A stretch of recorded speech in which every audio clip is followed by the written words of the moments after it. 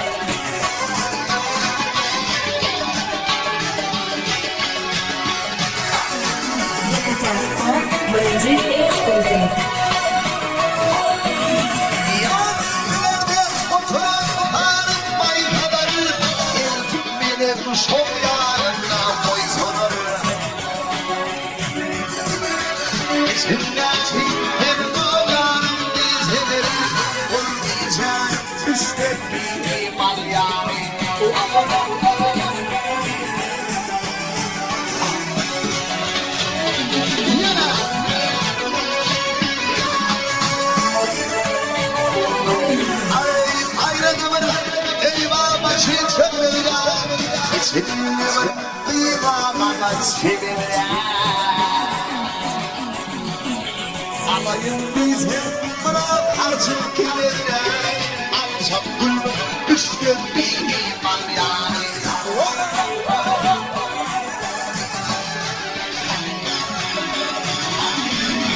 Alayım biz hep bırak artık kenara. Alçak gülüm düştü bir iman yani.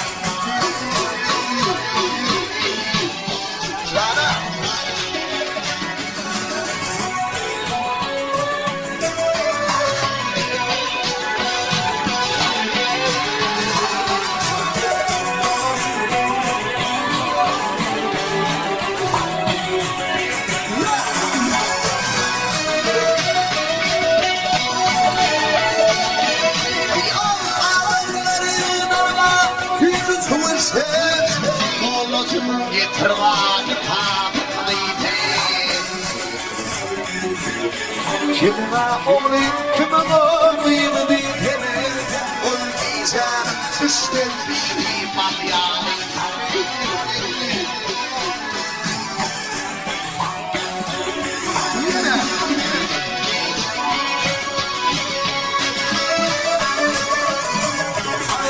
Aylanayım ziratıma boyuma, olan olayım şuna tutyan toylayım. Yolun düştü şöyle olan birine, aracımın Turkmen Halk yani.